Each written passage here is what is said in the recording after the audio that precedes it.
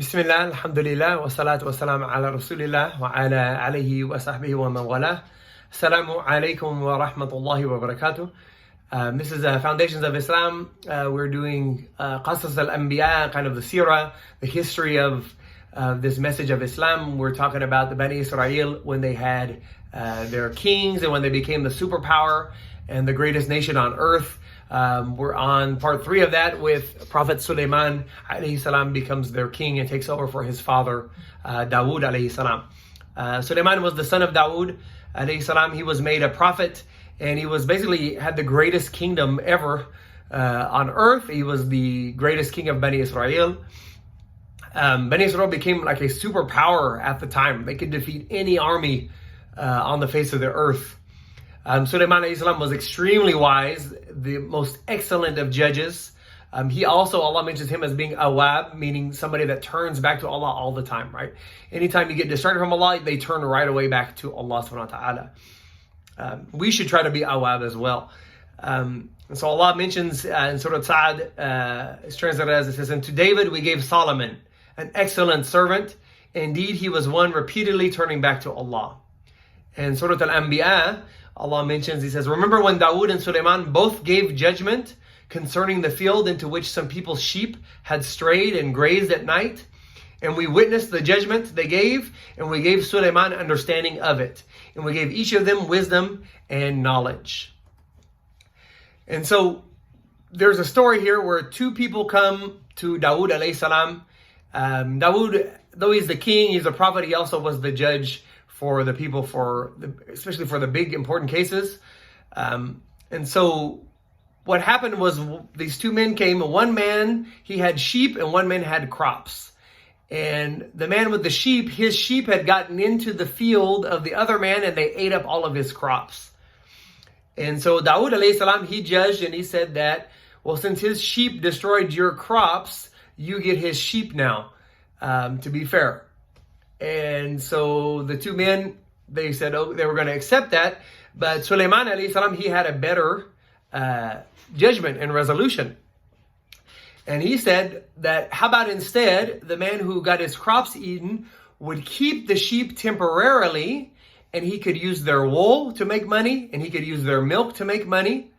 And he would keep these sheep and use them temporarily until his crops were able to grow back. And then once his crops had grown back, he would return the sheep to the original owner. And Dawood even said that was a better ruling, and so he had the better ruling for that case.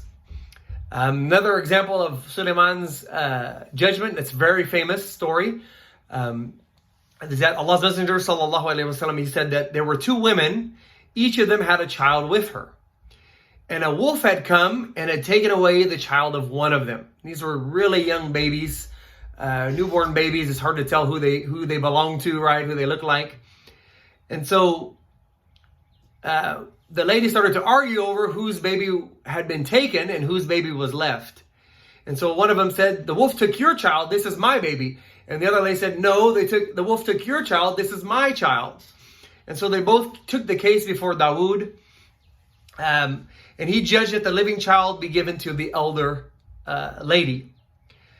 So then they went to ask Sulayman, and they told him the case, and he said, well, bring me a knife, and I'll cut the child in half, and you both will have half a child.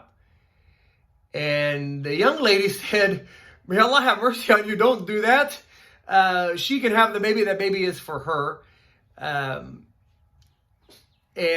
the other one was like, she was okay with that. And so Sulayman, he knew that the younger lady didn't want her own child to be hurt. And so that was a sign that the baby belonged to her, and he was actually correct. And so he gave the child to the younger lady, and that was the correct ruling. And Sulayman, he had many unique miracles and blessings that Allah had given him. Sulayman had a unique kingdom and unique miracles given to him. One of his miracles is he had control over the wind. Another miracle is he had control over the jinn. So he could make the jinn obey him and they would follow his orders. He also was able to speak to animals. We see in the Quran mentioned him hearing some ants have a discussion and understanding what they said when they communicated with each other. And he also was able to communicate with birds.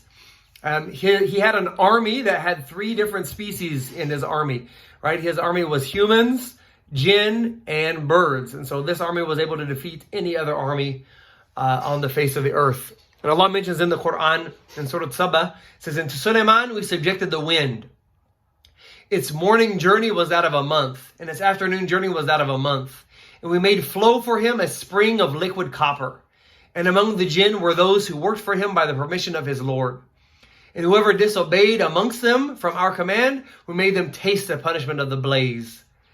They made for him whatever he willed of elevated chambers and rooms, of statues, of bowls like reservoirs, and stationary kettles. And we said, work, O family of Dawood, in gratitude. And few of my servants are actually grateful. And when we decreed for Sulayman his death, nothing indicated to the jinn his death except that a creature from the earth ate of his staff. And then when he slumped over and fell over, it became clear to the jinn that if they had known the unseen, they would have not remained in a humiliating punishment of being his servants. So Sulayman alayhi salam, actually, he died on a throne, like overseeing the jinn working for him. And Allah did this kind of as a proof that the jinn don't know the future. They don't know the unseen. They only know what they can see, kind of like humans. Because they didn't know Sulayman was dead, and they kept slaving and working for him, even though he had died, alayhi salam.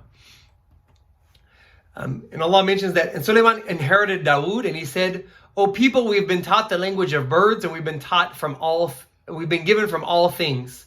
Indeed, this is an evident bounty. And gathered for Sulayman were his soldiers of the jinn and men and birds. And they were marching in rows until they came upon the valley of the ants. And one ant communicated to another ant and said, enter your dwellings so that you not be crushed by Sulayman and his soldiers while they don't perceive us. And so Sulayman, he smiled, amused at being able to understand their communication. And he said, my Lord, enable me to be grateful for your favor which you have bestowed upon me and upon my parents, and to do righteousness of which you approve. And admit me by your mercy into the ranks of your righteous servants. So Sulayman was a great leader, and he used to give dawah to other kingdoms. One famous story is the story between him and Bilqis. Bilqis was the queen of Saba. They were down in the south part of Yemen. And so Muslim rulers are always obliged to spread the message of Islam to other kingdoms. And if those rulers won't allow their people to hear about Islam, then the Muslim ruler has the right to go and invade and attack that kingdom so that those people also have the chance to hear this message of Islam. Now, they don't invade to force the people to convert, to force the people to accept Islam, but they invade to force the rulers to allow their people the opportunity to hear this message, because this message is for every single human on the earth. Everybody on the earth has the right to hear about Islam. And so the Muslim ruler is obligated, if some kingdom says, no, you cannot talk to my people, no, you cannot give dawah to my people, they are obligated to go and invade and make them, let them spread the message. But the people are never forced. Those people can still, even if the Muslims have to take over, those people aren't forced to accept Islam. They can still live as citizens under, treaty or contract. And so the story continues in the Quran. It says, and he, Sulayman, took attendance of the birds and said, why do I not see the hudhud or the hopu? Or is he among those absent? I will surely punish him with a severe punishment, or even slaughter him unless he brings me a clear authorization for his absence. But the hudhud stayed not long, and he came back and he said, I have gained in knowledge that which you have not encompassed in your knowledge, Sulayman, and I've come to you from Saba with important news. Indeed, I found there a woman ruling them, and she's been given all kinds of material things, and she has a great throne. And I found her and her people, they're prostrating and worshiping the sun instead of Allah. And Shaitan has made their deeds seem pleasing to them. And he's guided them away from this proper way so that they are not guided. And so they do not prostrate to Allah, the one who brings forth what is hidden within the heavens and the earth, and he knows what you conceal and what you declare. Allah, there is no God except for him. He's the Lord of the true great throne. And so Sulayman said, we will see if you're truthful or you're a liar. So he said, take this letter of mine and deliver it to them, and then leave them and see what answer they will return. And so the bird goes and delivers the letter to the people of Saba to get a response from them. And so the queen calls her advisors and she says, O eminent ones, indeed we have been sent a noble letter. Indeed it is from Sulayman. And indeed it reads, in the name of Allah, the entirely merciful, the especially merciful. Be not proud with me, but come to me submitting as Muslims. And she said, O eminent ones, advise me in my affair. She said, I would not decide a matter until you witness it for me. And they said, we are men of strength and we have a great military might. But the command is up to you, so see what you will command. And she said, truly kings, when they invade a city, they ruin it. And they render its honored people to be its most humble. And thus do they do. But indeed, I will send to them a gift and see what reply their messengers will give. So she decided, instead of us having a war, I'll send them some gifts and maybe like as a tribute, and maybe they'll, leave us alone and be content. Because a lot of kings would do that in the ancient times. You just send them a tribute and they won't conquer you. And so when the news came to Sulayman, he said, is she going to offer me wealth? But what Allah has given me is better than anything that he's given them. Rather, it is you who rejoice in your gifts. So return them their gifts, for we will surely come to them with soldiers that they will be powerless to encounter. And we will surely expel them therefrom in humiliation, and they will be debased. And so Sulayman said, O assembly of jinn, which of you will bring me her throne before they come to me in submission? And a powerful one from among the jinn said, I will bring it to you before you rise from your place. And indeed, I am for this a strong and trustworthy one.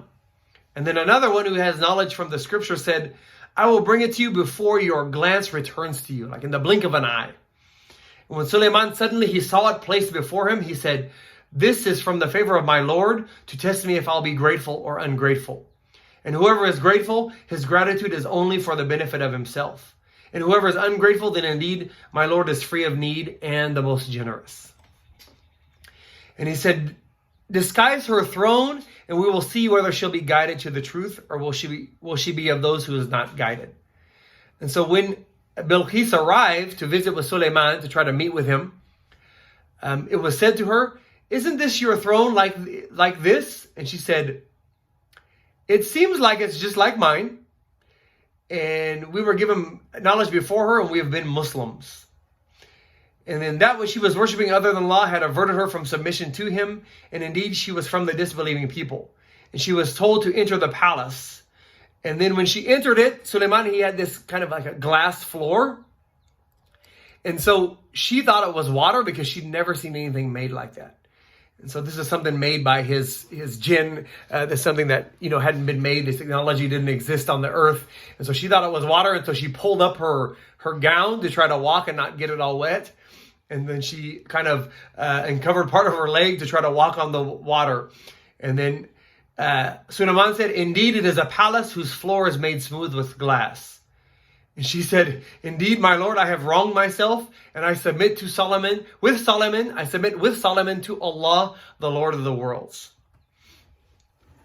And so, this is just an amazing miracle, amazing story about Sulayman alayhi salam and the bounty he was given, and how his role as a leader of the believers, and how the nation of Bani Israel were working as a nation of believers to try to call other nations and guide other people on the earth and establish justice on the earth. And this was their high point, their peak. After Sulayman alayhi salam had died, Bani Israel, they kept going astray. And then Allah would send them a prophet, and they would call them back, and they would turn righteous again. Allah would bless them. And then over time, they would go astray, and they would get conquered. And they were conquered twice in history. According to the Bible, the first conquering, 11 of the 12 tribes were conquered by the Assyrians. So 11 out of the 12 were conquered, but that last tribe, they made tawbah, they called on Allah, and Allah saved them from the Assyrian empire. And that last tribe was called Judah, and that's where you get Judaism and Jewish. All those terms come from the tribe of Judah because they were the last surviving tribe that didn't get mixed up with other peoples from the Bani Israel. Later, Judah went astray. That kingdom of Judah, they went astray, and they were conquered by the Babylonians. But Allah subhanahu wa ta'ala, they repented, Allah did bring them back to their land, to Palestine. But then they started to go astray again, and then they were sent their final messenger. That's Isa alayhi salam, Jesus, peace be upon him, was sent as their final chance to turn back to Allah and become the leading nation for humanity again. And that would be in the next unit 8, that story. Assalamu alaikum.